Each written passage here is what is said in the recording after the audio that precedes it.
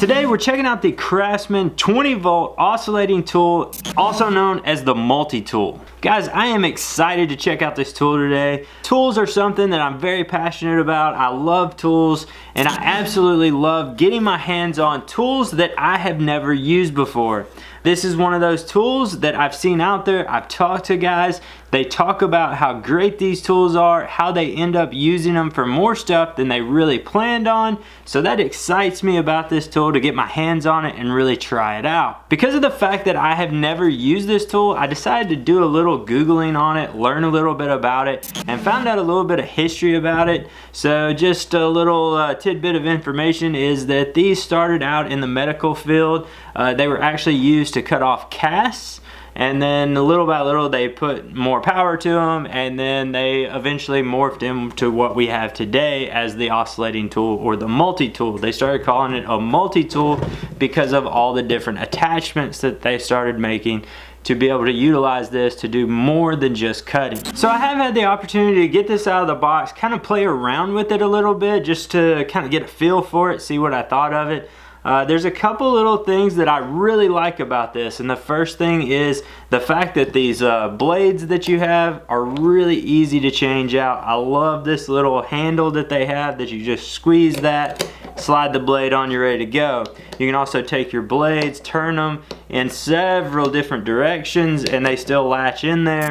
That way you can get into those little tight spots that you normally couldn't get into with a regular saw. They also make other attachments like sanders, diamond blades, different shaped blades. The sanders are pretty cool. They're really small and very pointed, so you can get into all of those nooks and crannies that you can't get into with like a regular sander. Now, one of the things that I wasn't too sure about whenever I first took it out of the box was the selector switch for the power. I'm normally one of those guys that likes a variable speed trigger on my tools. I like to be able to have that control.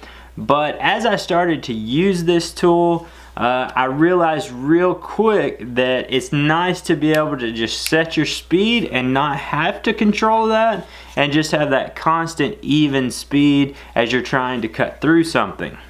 So it started out as something I really didn't like, but as I played with the tool a little bit, I ended up actually liking that. Now, as I use this to cut, I ended up starting to realize that it takes a little bit of practice. I wouldn't want to jump into like my project right away and try to use this straight out of the box. I would definitely suggest grabbing a piece of wood, testing it out on that before you really jump in. It did kind of kick around on me. I had to kind of really figure out how to hold it, which way, what direction was best, and how it worked for me. But little by little, I was able to kind of start controlling it and be able to use it a little easier. So I would definitely suggest take a minute, test some stuff out, get a feel for it, play around with it, use it at low speed, use it at high speed.